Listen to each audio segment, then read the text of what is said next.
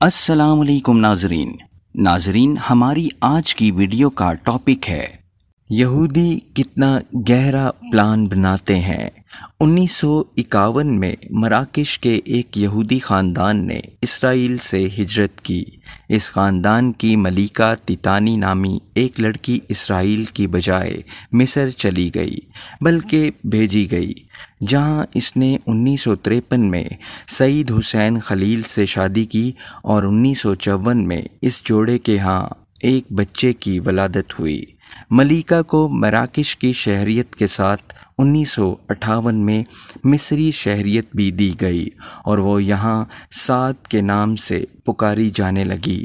تاہم 1973 میں اپنے بیٹے کو مصری فوج میں بھرتی کرنے کے لیے اسے مراکشی شہریت سے دستبردار ہونا پڑا تھا۔ ملیکہ کا سگا ماموں اوری صباغ اسرائیل کے قیام کے بعد 1951 سے 1968 تک وہاں وزیر تعلیم و تربیت سمیت کلیدی عہدوں پر فائز رہا۔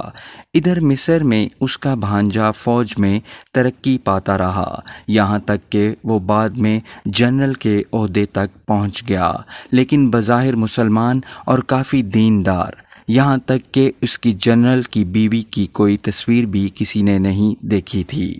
بس اسی ظاہری دینداری سے مصر کی نو منتخب اسلام پسند حکومت دھوکہ کھا گئی اور سادہ لوح صدر مرسی نے 12 اگست 2012 کو صدارتی حکم نامہ جاری کر کے اس جنرل کو آرمی چیف اور وزیر دفاع کے عہدے پر فائز کیا۔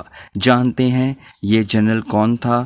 وہی سیسی جس نے مرسی کا تختہ الٹ کر اخوان المسلمون کا قتل عام کیا اور آئین میں ایسی ترمیم کی کہ اسلام پسند آئندہ کبھی الیکشن میں ہی حصہ نہیں لے سکتے۔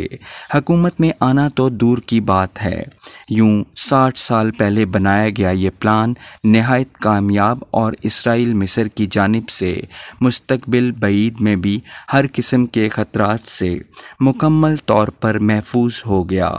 اس لیے اسرائیلی جنرل سیسی کو اپنا نیشنل ہیرو کہتے ہیں۔ یہ سٹوری CNN نے چھاپی تھی، بعد میں بہت سے عربی جرائد نے بھی اس پر لکھا تھا۔ تاریخ 1 جولائی 2014۔ یہ بھید بھی تب کھلا جب ملیکہ تیتانی کا 80 برس کی عمر میں انتقال ہوا۔ اگر جنرل سیسی اور اس کی موت کو خفیہ اور تمام رسومات کو پردہ اخفا میں رکھنے کا سختی سے حکم نہ دیتا تو شاید ذرائع ابلاغ بھی کھوج میں شاید نہ پڑتے۔ ناظرین، امید کرتے ہیں کہ آپ کو ہماری آج کی ویڈیو پسند آئی ہوگی، تو اسے لائک کیجیے اور چینل کو سبسکرائب کر لیجیے۔ شکریہ۔